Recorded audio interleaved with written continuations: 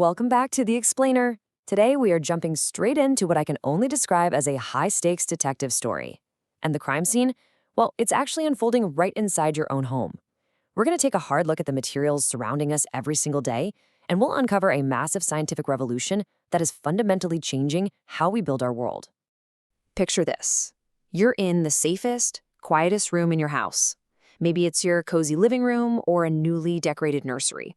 You close the door, there's zero street noise, no city smog. You feel completely protected, right? But what if I told you that this cozy illusion of safety is actually hiding a pretty disturbing reality about the air you're breathing right at this very moment? Okay, let's dive into this. Brace yourself, because according to environmental data, the air inside that quiet, seemingly pristine room can actually be 2 to 5 times more toxic than the air right outside your window. Yeah, 2 to 5 times. Which brings us to Section 1, the invisible poison of your living room, the unseen threat hiding in your furniture. See, we usually think of pollution as car exhaust or, giant industrial factories. But the reality is this toxicity is coming from the very furniture we sit on, eat at, and store our clothes in. The invisible villain of our story here is formaldehyde. It's a colorless gas with a really pungent smell, and it is heavily used in the cheap synthetic resins that glue together standard composite woods. Think MDF and particle board. And it's not just a minor nuisance. The World Health Organization actually classifies it as a Group 1 human carcinogen. That is the exact same category as asbestos. Short-term, it causes eye irritation, coughing, severe headaches. And long-term, it significantly increases the risk of respiratory diseases and cancer. This is especially dangerous for kids, whose lungs are still developing while they're playing on the floor right next to these cabinets. So, how exactly does it get into your air? It happens through a process called off-gassing. Basically, the everyday heat and moisture in your home literally break down the cheap urea and phenyl formaldehyde glues holding your standard furniture together. It's a chemical reaction called continuous hydrolysis. Now, this off-gassing is most intense in those first 6 months after you buy that shiny new bookshelf. But here's the truly scary part. It can continue to release toxic gas into your home for 10 to 15 years. So, on to Section 2, Strict Rules of 2026, the regulatory ticking clock. Obviously, we simply cannot go on like this, and regulators know it. The 2026 regulatory crisis is literally at our doorstep, and it's forcing the global furniture industry to completely overhaul how it operates. Let's walk through this timeline. By August of 2026, the EU is enforcing a strict maximum emission limit of 0.062 milligrams per cubic meter for furniture. Fast forward to 2027, and we're looking at mandatory labeling for a brand new F0 class, which means virtually zero emissions. And the penalty for manufacturers who ignore this? Massive fines of up to 4% of their annual turnover. They either have to adapt immediately, or they're going to get completely priced out of the market. And that brings us to Section 3, the concept of molecular resistance, from managing toxins to replacing them. This intense regulatory pressure has sparked an absolute paradigm shift in how we manufacture materials for our homes. So, the crucial point is this. Instead of managing toxins, we stop producing them. Think about it. For decades, the industry just tried to put a Band-Aid on the problem. They gave us better ventilation, fancy air purifiers, or thin coatings to just trap the gas inside the wood. But this new era of molecular resistance says, hey, we don't just build better air filters, we eliminate the toxic molecules entirely, right at the design stage. Let's move to Section 4, hemp lignin, the perfect glue, engineering a natural bond from agricultural waste. If we're getting rid of petroleum-based glues, what exactly replaces them? Well, the answer is kind of an unlikely agricultural hero, industrial hemp waste.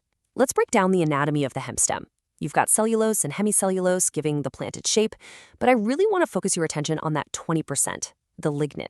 Lignin is basically nature's own 3D glue. It's this incredibly complex aromatic polymer that gives plants their structural rigidity. It is literally what makes a stem stand upright. And crazy enough, for decades, it was just burned or buried as agricultural waste. You might be wondering, why didn't we use it before? Well, historically, extracting it required these incredibly harsh, toxic chemicals that basically destroyed its natural bonding properties. But look at this new process. We now use specialized enzymes, specifically lactases and peroxidases, and they act like microscopic scalpels.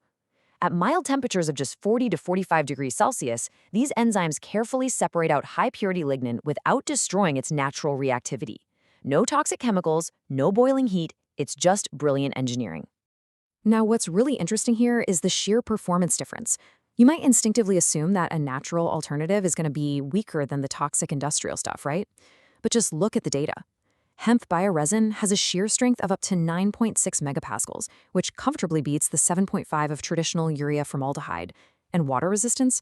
Well, traditional glues swell and break down when they get wet, but the hemp bioresin actually creates a permanent hydrophobic barrier. So it's not just a greener alternative, it's vastly superior in strength and durability. So how does it actually achieve this? It's all about the engineering magic of molecular cross-linking. The natural chemical compounds, specifically the phenolic hydroxyl groups present in the extracted lignin, they react with bioepoxies to form a permanent, non-toxic 3D covalent bond. It literally turns this leftover plant waste into a waterproof, highly durable thermosetting resin with absolutely zero off-gassing. No toxins, period. That leads us to Section 5, Economics of Local Biorefining, Decentralizing the Supply Chain. All of this sounds like an amazing scientific breakthrough, but is it actually viable for businesses right now? The answer is a resounding yes, and it creates a massive logistical shift. Take a look at the global petrochemical supply chain. It relies entirely on fossil fuels, it ships toxic chemicals an average of 4,700 kilometers, and it is incredibly vulnerable to global price shocks. Now, contrast that with the local biorefining ecosystem. The materials are sourced directly from regional hemp farmers and processed within just 320 kilometers. This creates local jobs and revitalizes rural economies. We're literally shifting from shipping toxic chemicals across oceans to processing crop waste right next door to the furniture factories. But what about the manufacturers themselves? I can reassure you, this is a seamless integration. Factories do not have to spend billions of dollars to retool their entire assembly lines. The hemp bioresin is a true drop-in replacement. It uses the exact same hot press machines and matches the standard 160 to 180 degrees Celsius temperature profiles they are already using today. And thanks to scaling, it reached price parity by 2026. It is the exact same machines at a perfectly competitive price, but with zero toxins. It's a total win-win. Let's wrap things up with Section 6, Your Home as a Sink, the Future of Non-Toxic Living. Let's zoom out from the factory floor for a second and step back into your living room to see how this builds a completely different environmental picture. Look at the CO2 footprint per kilogram of resin. Traditional formaldehyde resin literally adds 8.5 kilograms of CO2 to our atmosphere, but the hemp biolignin, it comes in at a negative 2.3. Because hemp plants absorb up to 15 tons of CO2 per hectare while they're growing, this new glue is radically carbon negative. And this brings us to a truly beautiful metaphor. A standard 60 square meter apartment, fully outfitted with hemp-based furniture, safely stores up to 2.6 tons of CO2 for decades. Think about that. Your home essentially becomes a carbon vault. Your kitchen cabinets, your wood floors, your bookshelves, they are actively cleaning the planet's atmosphere just by existing in your house. This monumental shift from industrial chemistry to biological engineering isn't a pipe dream. It is happening right now. But consumer demand is the ultimate catalyst for this change. You have the power to drive this market. Demand furniture with bio-based or F0 labeling. Remember that every single time you make a purchase, you are directly funding regenerative agriculture. You literally have the power to transform your home from a source of invisible pollution into a tangible climate solution. So, I'll leave you with this lingering thought to chew on. The next time you look around your living room, realize you aren't just looking at a living space. You are looking at a choice.